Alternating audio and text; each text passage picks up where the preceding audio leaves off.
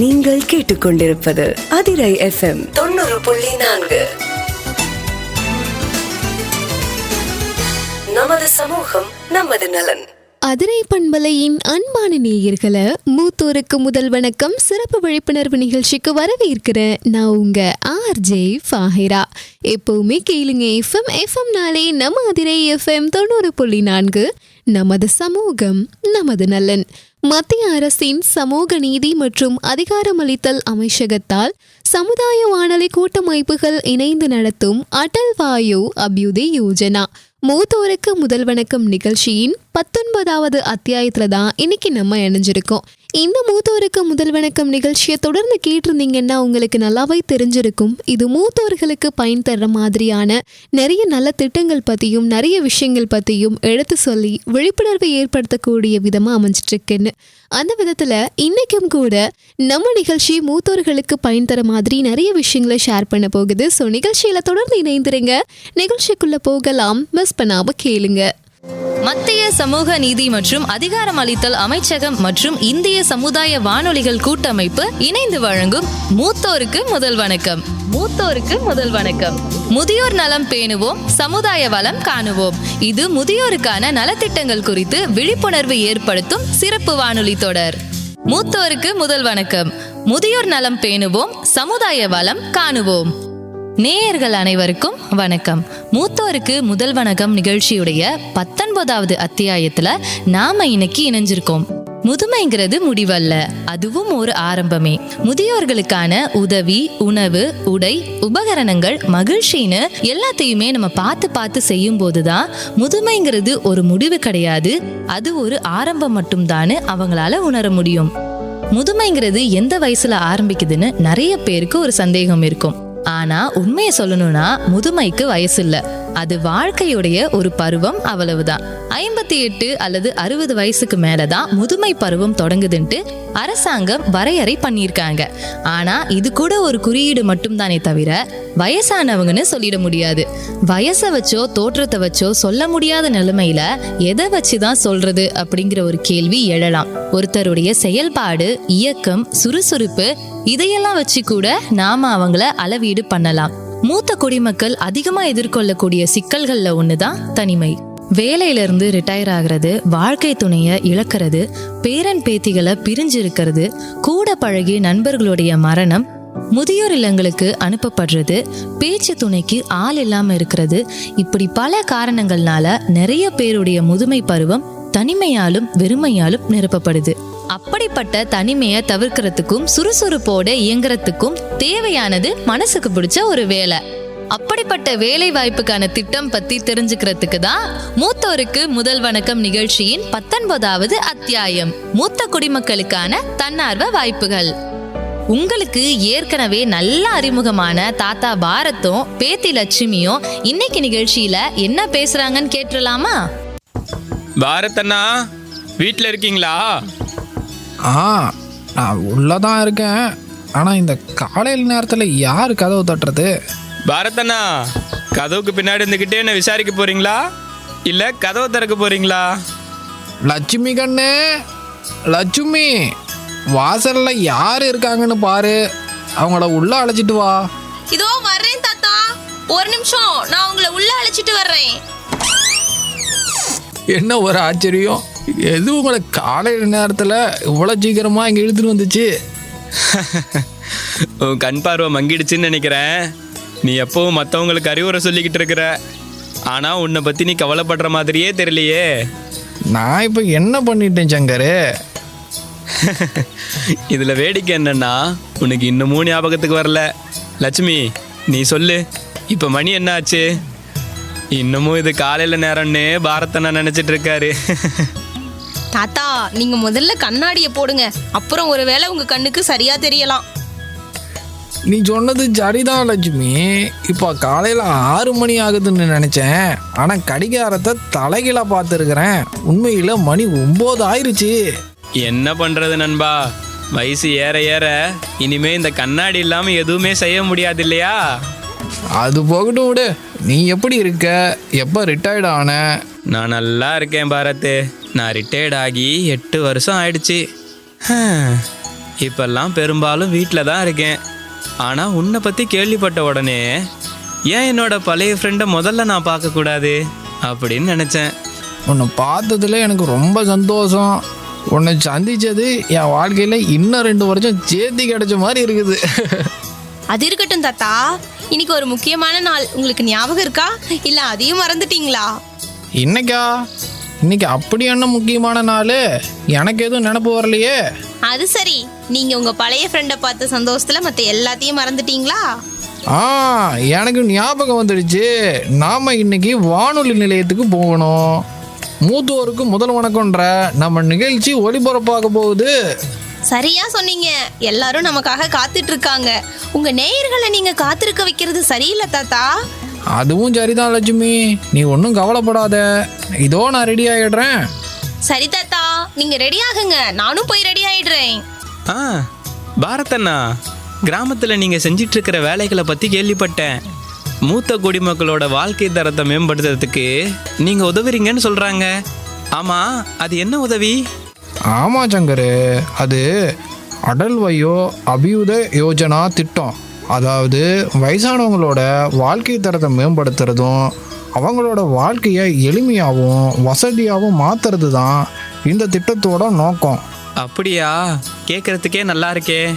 சரி, எனக்கு ஒரு விஷயம் சொல்லு. நான் இப்போது ரிட்டையர்ட் ஆகிட்டேன். உண்மையை சொல்லணுன்னா நாள் முழுக்க வீட்லேயே உட்காந்துருக்கிறது எனக்கு சலிச்சு போச்சு. என்ன மாதிரி வயசானவங்க செய்கிறதுக்கு ஏதாவது இருக்கா? நல்லா கேட்ட சங்கர். இதை பற்றி என் பேத்தி லட்சுமி கிட்ட இன்னைக்கு நிகழ்ச்சியில் நான் கேட்குறேன். கவலைப்பட வேணாம், அவகிட்ட எல்லா விவரங்களும் இருக்குது. இன்னைக்கு நிகழ்ச்சியில் ஒளிபரப்பாகும், கேட்க மறந்துடாத. ஏன் சங்கர், மின்னல் மாதிரி வந்துட்டு உடனே கிளம்புற? அப்படி என்ன அவசரம்? உங்களோட நிகழ்ச்சியை கேட்குறதுக்கு நான் ஏற்பாடு செய்யணும் இல்லையா? என்னோட மற்ற நண்பர்களுக்கும் நான் சொல்லணும். அது மட்டும் இல்லாமல் லட்சுமி என் பக்கத்தில் உட்காந்துக்கிட்டு எனக்கு சொல்லித்தர மாட்டாளே. உங்களுக்கு என்ன, நீங்கள் வணக்கம் சொல்லி நிகழ்ச்சியை ஆரம்பிச்சிடுவீங்க. வணக்கம், நான் தாத்தா பாரத் வந்துட்டேன். சரி சங்கர், நான் உன்னை நிகழ்ச்சியில் சந்திக்கிறேன். இப்போ போய் நான் ரெடி ஆகிறேன், இல்லாட்டி லட்சுமி என்ன திட்டுவா. சரி பாரத், உன் நிகழ்ச்சிக்காக நான் காத்திருக்கேன். பல வருஷமா எங்களை மாதிரி வயசானவங்க சொல்றத கேட்க இங்க யாரு இருக்காங்க? இப்ப இருக்கிற அவசரமான வாழ்க்கை முறையில முதியோர்களான நாங்க மனசு விட்டு பேசுறதுக்கும் நாங்க பேசுறத காது கொடுத்து கேட்கறதுக்கும் ஆளே இல்ல. சின்ன சின்ன விஷயங்கள்ல உதவி பண்றதுக்கும் ஒரு கூட்ட நெரிசல்ல வழிவிடுறதுக்கும் கூட இங்க யாரும் தயாரா இருக்கிறது இல்ல. சில நேரங்கள்ல வயசான பெத்தவங்களை அவங்க குழந்தைகளே தனிமையில விட்டுட்டு போயிடுறாங்க. இந்த மாதிரி ஒரு நிலைமையில அவங்க சொல்றத யார் கேட்பாங்க? வணக்கம், எல்டர் லைன் தமிழ்நாடு. நாங்க கேட்போம், எங்க எல்டர் லைன் கேட்கும் 14567 என்ற டோல் ஃப்ரீ எண்ணுக்கு காலை 8 மணி முதல் இரவு 8 மணி வரை கால் பண்ணுங்க, பயன்பெறுங்க. இந்திய அரசாங்கத்தின் சமூக நீதி மற்றும் அதிகாரமளித்தல் துறையின் அடல் வயோ அபியுத்த யோஜனா திட்டத்தின் கீழ் செயல்படும் முதியோர்களுக்கான உதவி மையம் எல்டர் லைன் 14567. மேலும் விவரங்களுக்கு அழைக்கவும் 14567 எல்டர் லைன் தமிழ்நாடு. என்னோட செல்ல பேத்தி எங்க இருக்கா? நாம இன்னும் கிளம்பலையே குட்டி பொண்ணே. தோ ஒரு நிமிஷம் தாத்தா, வந்துட்டேன். ஏற்கனவே 1 நிமிஷம் ஆயிடுச்சு, நீ எங்க காணாம போயிட்ட? வாவ் தாத்தா, நீங்க இன்னைக்கு என்னை விட சீக்கிரமாவே ரெடி ஆயிட்டீங்க. ஆனா வெயில்ல இருந்து உங்களை பாதுகாக்கிற கண்ணாடியையும் தொப்பியும் நீங்க மறந்துட்டீங்க போல. அட ஆமா லட்சுமி, நல்ல வேலை ஞாபகப்படுத்தின. இதோ சீக்கிரமா எடுத்துட்டு வந்துடுறேன். ஓகே தாத்தா, இப்போ நீங்களும் ரெடி ஆயிட்டீங்க. இன்னைக்கு வெளியில வெயில் வேற அதிகமா இருக்கு. வாங்க நம்ம வானொலி நிலையத்துக்கு போகலாம். நீங்க கேட்டுட்டு இருக்கிறது உங்களுக்கு விருப்பமான ஒரே ஒரு சமுதாய வானொலி சோனா FM 107.8. அப்புறம் உங்ககிட்ட பேசிட்டு இருக்கிறது நான் உங்க பிரியமான தொகுப்பாளர், உங்க தாத்தாவோட குட்டி இளவரசி லட்சுமி. அப்புறம் நான் உங்களோட இதயங்களில் ஒரு தனி இடம் பிடிச்சிருக்கிற உங்களுக்கு சொந்தமான தாத்தா பாரத். அப்புறம் நாங்க 2 பேரும் சேர்ந்து உங்களுக்கு ரொம்ப விருப்பமான மூத்தோருக்கு முதல் வணக்கம் நிகழ்ச்சிக்கு உங்களை வரவேற்கிறோம். நண்பர்களே, இந்த நிகழ்ச்சி மூத்த குடிமக்களை கௌரவப்படுத்துறதுக்காக அர்ப்பணிக்கப்பட்ட ஒரு நிகழ்ச்சி. இந்த நிகழ்ச்சி மூலமா முதியோருக்காக உருவாக்கப்பட்ட நலத்திட்டங்கள் பற்றின முக்கியமான தகவல்களை பற்றியும் அதில் எப்படி அவங்க பயனடையலாம் அப்படின்றத பற்றியும் விவாதிக்க போகிறோம். இதன் மூலமா முதியோர்கள் பயனடையலாம். இந்த முயற்சியை இந்திய அரசின் சமூக நீதி மற்றும் அதிகாரமளித்தல் அமைச்சகம் இந்திய சமூக வானொலி கூட்டமைப்புடன் இணைந்து உங்களுக்காக வழங்குறாங்க. சமூக நீதி மற்றும் அதிகாரம் அளித்தல் அமைச்சகம் அனைவருக்கும் சமூக நலன் மற்றும் நீதியை உறுதி செய்யணும் அப்படின்னு முயற்சி பண்ணிட்டு இருக்காங்க.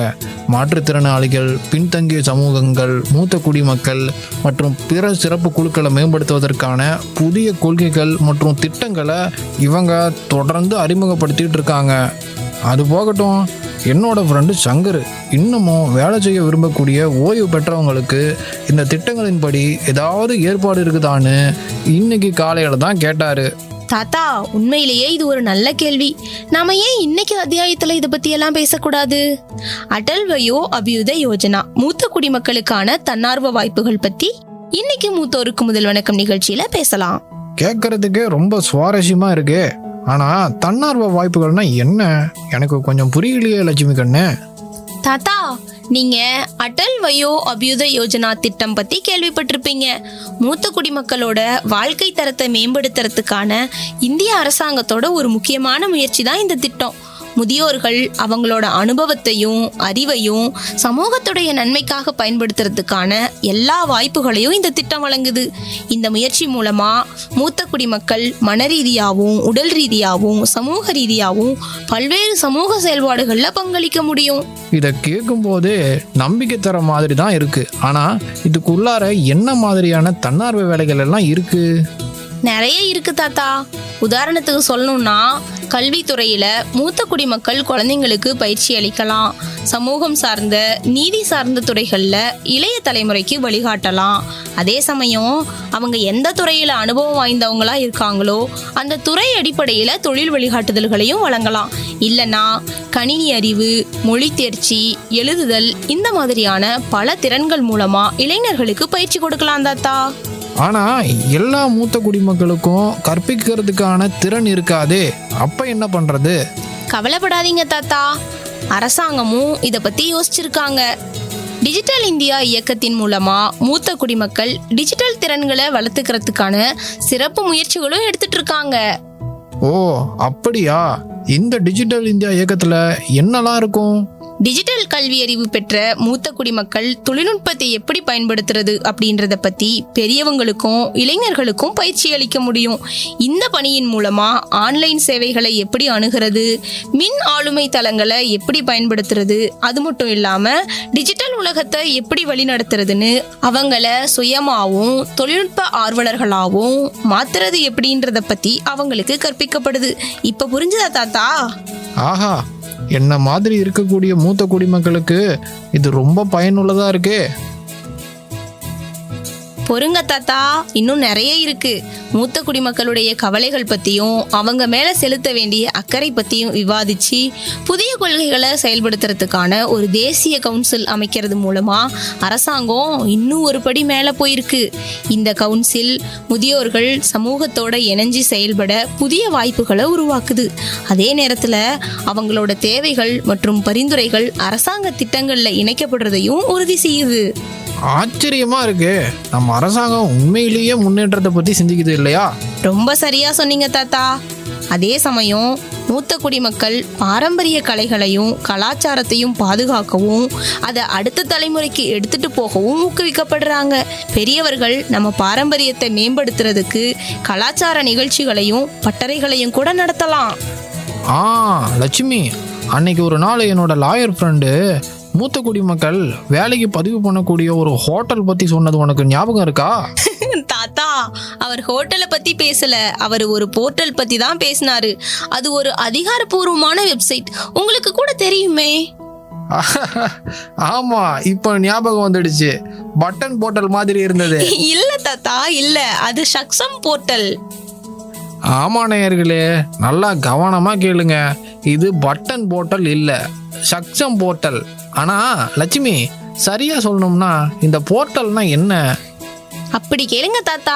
சக்ஷம் போர்ட்டல் அப்படின்றது மூத்த குடிமக்கள் மற்றும் அனுபவம் வாய்ந்த நிபுணர்கள் தங்களுடைய திறன்களின் அடிப்படையில் வேலை தேடுறதுக்கும் தன்னார்வ வாய்ப்புகளை வழங்குறதுக்கும் உதவக்கூடிய வகையில் வடிவமைக்கப்பட்ட அரசாங்கத்தோட ஒரு முயற்சி. முதியவர்களுடைய நிபுணத்துவம் அப்புறம் அவங்களுடைய ஆர்வத்தோட பொருந்தக்கூடிய அர்த்தமுள்ள பொறுப்புகளை அவங்களுக்கு கொடுக்கறது மூலமா அவங்கள மேம்படுத்துறதுக்கான ஒரு முக்கியமான முயற்சி இது. அது மட்டும் இல்லாம அவங்க சமூகத்துக்கும் பொருளாதாரத்துக்கும் பங்களிக்கிறவங்களா இருக்கிறத இது உறுதி செய்யுது. ஓ, உண்மையிலேயே இது மூத்த குடிமக்களுக்கு ஒரு வரப்பிரசாதம்னு தான் சொல்லணும். ஆமாம், இந்த போர்ட்டல் உண்மையிலேயே என்ன வழங்குது? தாத்தா, இந்த போர்ட்டல் உண்மையிலேயே ரொம்ப புரட்சிகரமானது. இது முதியவங்களுக்கு அவங்களுடைய திறன்கள் மற்றும் அனுபவத்தின் அடிப்படையில் முழு நேர வேலைகள், பகுதி நேர வேலைகள், ஃப்ரீலான்ஸ் வேலை வாய்ப்புகளையும் வழங்குது. இது அவங்கள ஆலோசகர்களா, பயிற்சியாளர்களா அல்லது நிர்வாக பணிகளில் பணியாற்றவும் அனுமதிக்குது. அவங்க தன்னார்வ தொண்டு நிறுவனங்களோட இணைஞ்சி தன்னார்வ தொண்டும் கூட செய்யலாம், நலத்திட்டங்களில் பங்கேற்கலாம், கல்வி, சுகாதாரம் அப்புறம் சுற்றுச்சூழல் நிலைத்தன்மை போன்ற துறைகளுக்காகவும் பங்களிக்கலாம். அது மட்டும் இல்ல தாத்தா, இந்த போர்ட்டல் டிஜிட்டல் எழுத்தறிவு மற்றும் புதிய தொழில்நுட்பங்கள்ல பயிற்சியையும் வழங்குது. இது மூத்த குடிமக்கள் நவீன உலகத்துக்கு தகுந்த மாதிரி மாறுறதுக்கு உதவுது. கூடுதலா மூத்த குடிமக்கள் இந்த தளத்தின் மூலமா தொழில் வழிகாட்டுதல்களை பெறலாம், இளம் நிபுணர்களுக்கு வழிகாட்டியாவும் இருக்கலாம். இன்னும் நிறைய இருக்கு தாத்தா. இது அற்புதமா இருக்கே. மாற்றுத்திறனாளிகள் நலம் விரும்பும் ஒரு தேசிய அமைப்பான சக்ஷம் போர்ட்டல் குறித்து பகிர்ந்து கொள்கிறார் மாநில செயற்குழு உறுப்பினர் ஸ்ரீனிவாச ராமானுஜம். அம்மா, சக்ஷம்ங்கிறது பெரிய அமைப்பு நம்முடைய பாரத தேசத்துல.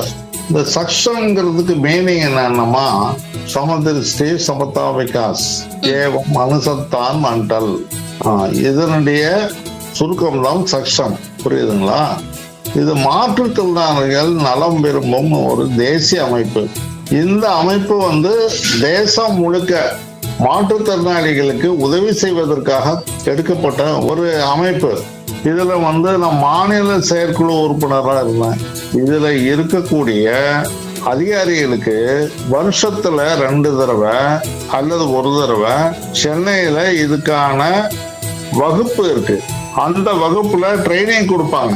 அவர்களுக்கு என்ன தேவை, வேலை வாய்ப்பா அல்லது அவங்க உடம்புல இருக்கக்கூடிய விஷயங்களை அவங்கள ஹாஸ்பிட்டல்ல வச்சு எப்படி பார்க்கறது அப்படிங்கிறதுல இருந்து ஆரம்பிச்சு கடைசி வரலும் பொறுப்பெடுத்து செய்யக்கூடியவங்க எப்படி இருப்பாங்களோ அது எல்லாமே அவங்க ட்ரைனிங் கொடுப்பாங்க.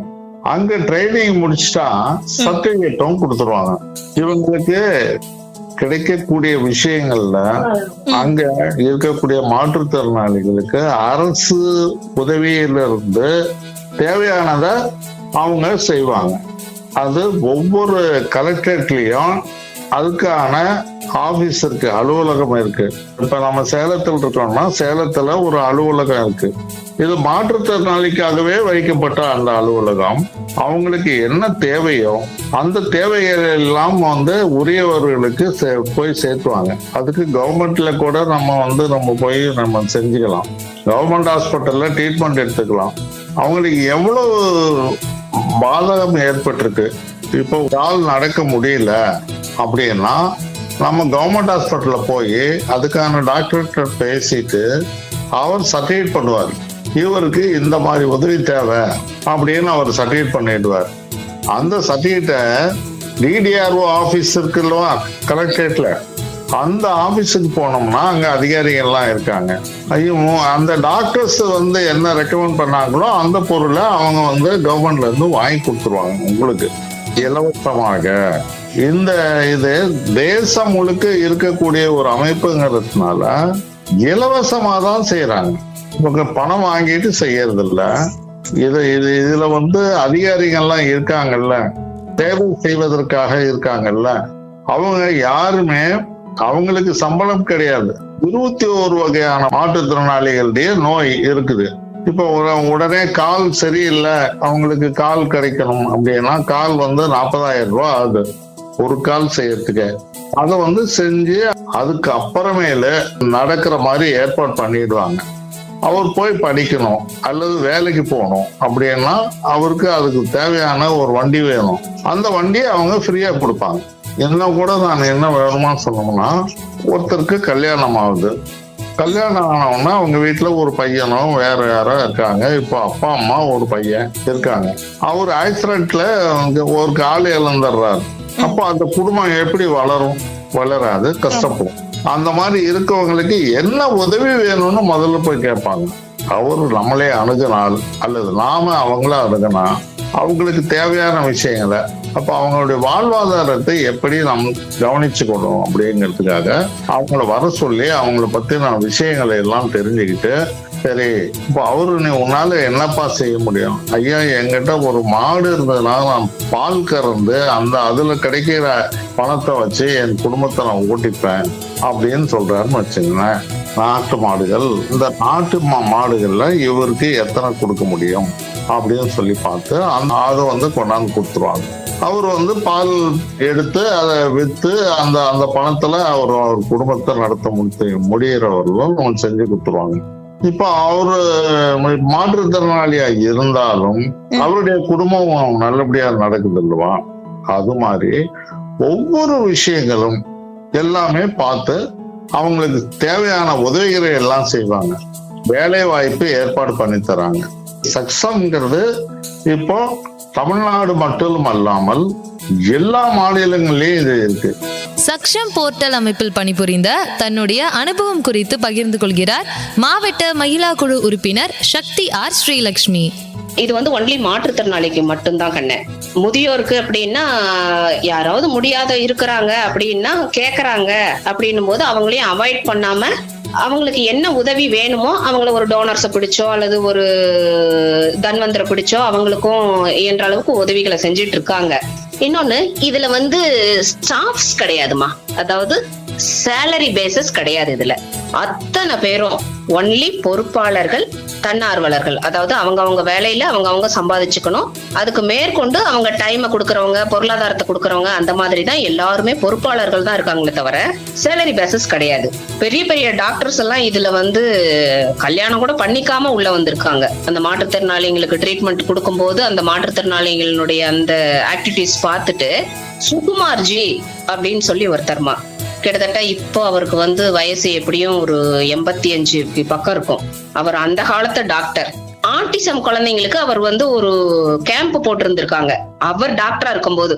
அப்போ அதுல அவர் பார்த்த விஷயங்கள் அவர் மீட்டிங்ல ஷேர் பண்ணிக்கிட்டது, அத்தனை பேர்கிட்டயும் அவர் ஷேர் பண்ணிக்கிட்டது நான் உங்களுக்கு ஷேர் பண்றேன். அப்படி அவர் தலைமையில ஒரு முகாம் நடந்தப்போ ஒரு ஆட்டிசம் குழந்தை பக்கத்தால இருக்கிற குழந்தைக்கு பகிர்ந்து சாப்பிடணும்ன்ற உணர்வு இருக்கு. நம்ம மாற்றுத்திறனாளிகளா இருக்கோம் அப்படின்னு சொல்லிட்டு தன் லைஃப்ல கல்யாணமே பண்ணிக்காம மாற்றுத்திறனாளிகளுக்கு சேவை செய்யறதுக்காகவே தன்னை ஆட்படுத்திக்கிட்டாரு. அவர் 85 வயசு வரைக்கும் அவரால் முடிஞ்ச வரைக்கும் சேவையில தான் இருந்தாரு. சக்ஷம்ல ஆல் இண்டியா லெவல்ல பொறுப்புல அவர் தான் தலைவரா இருந்தாரு. இங்க சேலத்துக்குலாம் ஒரு 2-3 நிகழ்ச்சிக்கு வந்திருந்தாரு. அவர் கொடுத்த ஸ்பீச்ல இந்த ஸ்பீச்சும் அவர் கொடுத்ததான். அவருடைய அவர் எப்படி இந்த இதுக்குள்ள வந்தாரு அப்படின்றதுக்காக அவர் கொடுத்தாரு. இத்தனைக்கும் அவர் பெரிய அந்த காலத்திலேயே டாக்டருக்கு படிச்சிருக்காரு அப்படின்னா அப்பெல்லாம் படிப்புக்கு நிறைய செலவு பண்ணில படிக்க வச்சிருந்திருப்பாங்க. வசதியான குடும்பமா, எல்லாரும் டாக்டர் இன்ஜினியர்னு அந்த காலத்துல படிச்ச குடும்பமா, சொத்து ரொம்ப அதிகமா. இவருடைய சொத்தை அப்படியே இந்த மாற்றுத்திறனாளிகளுக்கு எழுதி வச்சுட்டாராமா. அதாவது இதை பொறுத்த வரைக்கும் காசுன்ற வார்த்தையே அங்க கிடையாதுடா. எல்லாருமே அவங்க ஆர்வத்தோட செய்யறவங்க தான். இந்த மாதிரி விஷயங்கள் இதுல நிறைய அவங்களுடைய இன்வால்மெண்ட் எல்லாம் ஒவ்வொரு பொறுப்பாளர்களும் செஞ்சிட்டு இருக்காங்க. இது உங்களுக்கு பயனுள்ளதா இருந்ததுன்னா பயன்படுத்திக்கோங்க. லட்சுமி கண்ணு, இந்த சக்ஷம் போர்ட்டல் உண்மையிலேயே மூத்த குடிமக்களான எங்களுக்கு கிடைச்ச ஒரு ஆசீர்வாதம் தான் சொல்லணும். நான் இதுல எப்படி பதிவு பண்ணணும்? சீக்கிரமா சொல்லு. ஓ தாத்தா, இது ரொம்ப ஈஸி. நான் சொல்ல போற எளிமையான வழிமுறைகளை பின்பற்றினாலே போதும். முதல்ல சக்ஷம் போர்ட்டலோட அதிகாரப்பூர்வ வலைதளத்தை பார்க்கணும். அடுத்ததா ரெஜிஸ்டர் அல்லது சைன் அப் ஆப்ஷனை தேர்ந்தெடுக்கணும். உங்களோட பெயர், தொடர்பு எண், வயது, கல்வி தகுதிகள், உங்களோட துறை சார்ந்த அனுபவம், இந்த மாதிரியான விவரங்களை நிரப்பணும். நிரப்பணும். உங்களோட ஆதார் அட்டை, பான் கார்டு, கல்வி சான்றிதழ்கள் இந்த மாதிரி தேவையான ஆவணங்களையும் பதிவேற்றணும். வேலை அல்லது தன்னார்வ பணிக்காக உங்களுக்கு விருப்பம் இருக்கக்கூடிய துறையை நீங்க தேர்ந்தெடுக்கணும். பதிவு செய்த உடனே போர்ட்டல்ல கிடைக்கக்கூடிய வேலை மற்றும் தன்னார்வ வாய்ப்புகளை தேடி உங்களோட திறமைக்கும் விருப்பத்துக்கும் பொருந்தக்கூடிய ஒரு வேலைக்கு விண்ணப்பிக்கலாம். நீங்க விரும்பிய வேலை அல்லது தன்னார்வ வாய்ப்பை கிளிக் பண்ணி விண்ணப்பிக்கணும். தேவையான விவரங்களையும் நிரப்பணும். உங்களோட விண்ணப்பத்தை சமர்ப்பிக்கணும். அவ்வளவுதான். இதுக்கு என்னென்ன தகுதிகள் வேணும்? தகுதிகளும் இருக்கு தாத்தா. குறைந்தபட்சம் 60 வயது அல்லது அதற்கு மேல இருக்கலாம். அரசு அல்லது தனியார் துறையில இருந்து ஓய்வு பெற்ற நிபுணர்கள் சில சிறப்பு பணிகளுக்கு விண்ணப்பிக்கலாம். குறைந்தபட்ச கல்வி தகுதின்னு எதுவும் இல்லை. அனுபவம் அப்புறம் திறமைகள் அடிப்படையில வாய்ப்புகள் வழங்கப்படுது. நிர்வாகம், கல்வி, மேலாண்மை, மருத்துவம், கணக்கியல், தொழில்நுட்பம் அல்லது பிற துறைகள்ல முன்னனுபவம் இருந்துச்சுன்னா ரொம்ப நல்லது. டிஜிட்டல் மற்றும் கணினி திறன்களை கொண்ட மூத்த குடிமக்களுக்கு முன்னுரிமை அளிக்கப்படுது. ரொம்ப முக்கியமா விண்ணப்பதாரர்கள் மனரீதியாகவும் உடல் ரீதியாகவும் வேலை செய்ய தகுதியானவங்களா இருக்கணும். இந்த மாதிரி சில அடிப்படை தகுதிகள் இருக்கு. அவ்வளவுதான் தாத்தா. ரொம்ப அருமையா இருக்கு. இதுக்கப்புறமா சக்ஷம் போர்ட்டல் பத்தி எல்லாரும் முழுமையா தெரிஞ்சுக்குவாங்கன்னு நான் நம்புறேன். சரி தாத்தா, இன்னைக்கு அத்தியாயத்தை இத்தோட முடிச்சுக்கலாமா? சரி லட்சுமி. நண்பர்களே, அடல் வயோ அபியுத யோஜனா அப்படின்றது ஒரு திட்டம் மட்டும் இல்லை.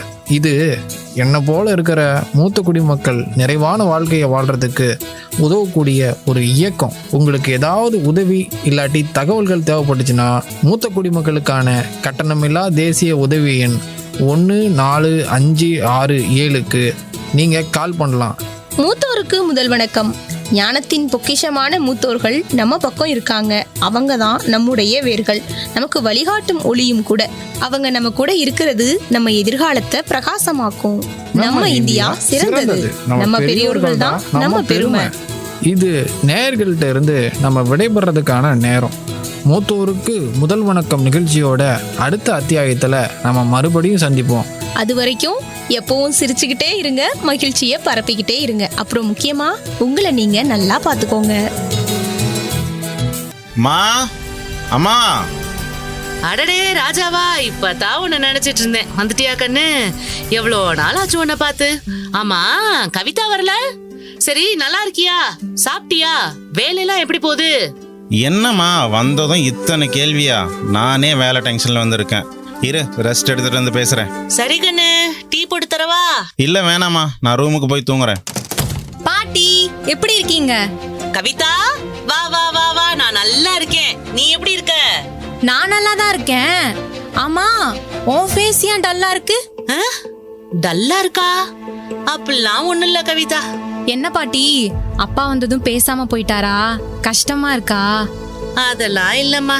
என்ன பண்றது கண்ணு, அவன் வேலையை பாப்பானா என்னைய பாப்பானா? அவனுக்கும் வேலை முக்கியம்ல.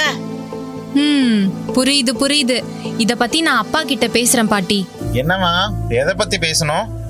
பா, கொஞ்சம் இங்க வாங்கலேன். பாட்டிய பத்தி தான் பேசணும்.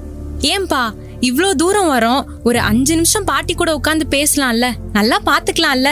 ஏமா, நான் தான் மாசத்துக்கு தேவையான பணம் தந்துடுறேன், மாத்திரை வாங்கி தந்துடுறேன், வாரத்துக்கு ஒரு நாள் வந்து பாக்குறேன். அப்புறம் என்னம்மா? என்னப்பா இப்படி சொல்றீங்க? என்ன கவிதா பண்றது, என்னோட ஒர்க்கும் பார்க்கணும்ல. பாட்டி கூட இருந்தா என் ஒர்க் யாரு பாக்குறது? சூப்பர்ப்பா. அப்ப நானும் ஹாஸ்டல் சேர்ந்துட்டு 3 மாசத்துக்கு ஒரு முறை மட்டும் உங்களை வந்து பாக்குறேன். அப்போ வரும்போது மட்டும் உங்ககிட்ட பேசுறேன், ஓகேவா? அது எப்படிமா? என் வயசும் உன் வயசும் ஒன்னா? ஆனா நான் எப்பவுமே எப்படி உங்க பொண்ணோ அதே மாதிரி நீங்க எப்பவுமே அவங்களுக்கு பையன் இல்லப்பா.